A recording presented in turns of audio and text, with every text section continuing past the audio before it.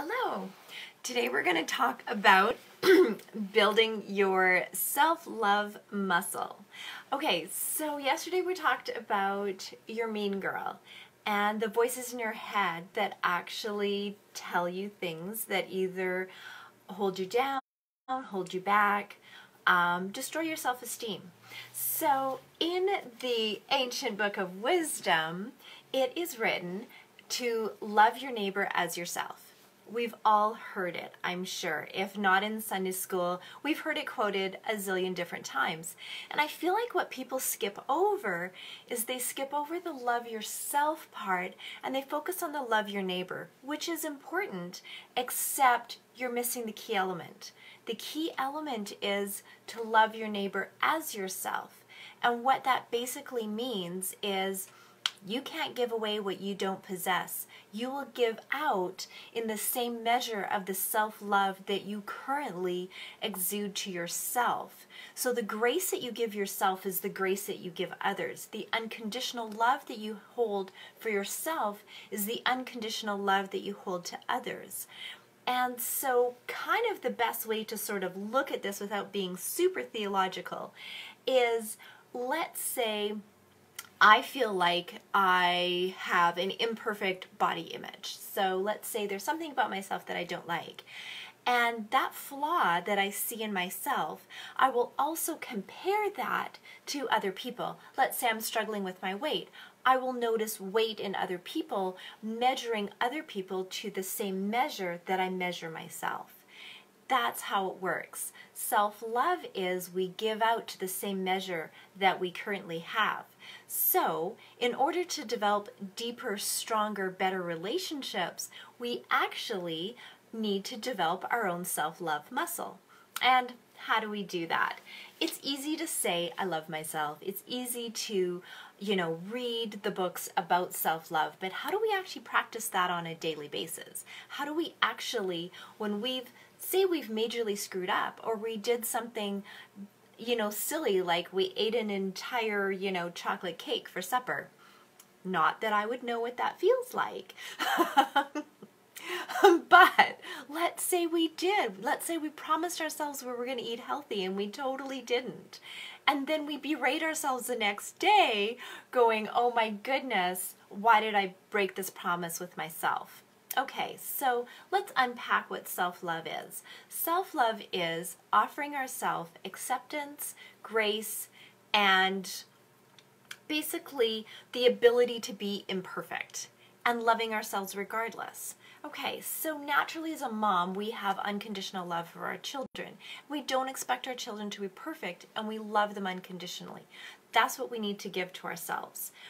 Because we're referring to the scripture that says, love your neighbor as yourself, from my personal belief, I'm a divine creation of God. And so when I say, I'm not perfect, I'm not good enough, I'm flawed, I'm ultimately actually telling God that he screwed up, that he wasn't good enough, he didn't make me in the way he should have compared to the rest of the population that he created.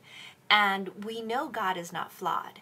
And so if God is not flawed, that means we're not flawed and we can offer unconditional grace to ourselves.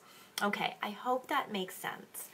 Okay, so basically, 5 ways that you can start to learn to grow your self-love muscle. I'm not saying you don't have any, but let's just grow it a little bit deeper. Okay, first of all, writing in a journal. I have a couple journals that I love. I need pretty journals to write in because they make me happy. I also always write in a purple pen. For whatever reason, that also makes me happy. And I have discovered that surrounding myself with things that bring me joy also make me want to do the activity.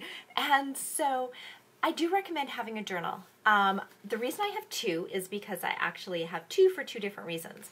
This is kind of my prayer, problem solving, sort of write it all out and kind of figure it out kind of journal. And this is more of my affirmation gratitude journal. So I know I can put them both in one place, but for whatever reason my brain likes to separate those thoughts. Okay, so 5 reasons how you can love yourself unconditionally. I'm going to post this down below at the end of the video too. Number 1, write in a journal every day. So focus on things that you love. We've all heard about gratitude journals and we're like, yeah, of course, I'm grateful. But do you actually take time to focus on that? When you focus every day on things around you that you love, things that you're grateful for, again, you're strengthening that muscle. So when tough things happen, you have already pre-programmed yourself to look for the positive and look for the good. There was a really great story I had read once, and it was during the time of the 9/11 catastrophe, and the whole world kind of stopped and took in a deep breath and went, oh my goodness, what just happened? And I read this article where this person said her mom always taught her to look for the helpers in every situation, in every tragedy, when every thing that's falling apart in the world, catastrophe, that's the word I'm trying to think of, there's people that run away from disaster and the people that run into disaster to help people. And so when it doesn't matter what's going on around us, if we are programmed to look for the good, we will see the good. Okay, number 2, try to remove toxic relationships from your life. Okay, so sometimes you need to distance yourself from people who are negative. Just a friendship that I had with someone who, she was just, we would chat on the phone and it was kind of gossipy and negative, and I never left the phone call feeling great. And the funniest thing is I started filtering things in my life through her eyes. It was so weird because she would a lot of times would spend a lot of time on social media and then narrate to me all the posts that she saw and how, oh, this person posted this and this person posted that. And pretty soon I would post something on social media and look at it through this person's negative eyes and go, oh, should I have posted that? Should I have said that? Did that come across as like I'm bragging? Was that bad? Should I have, put that out there?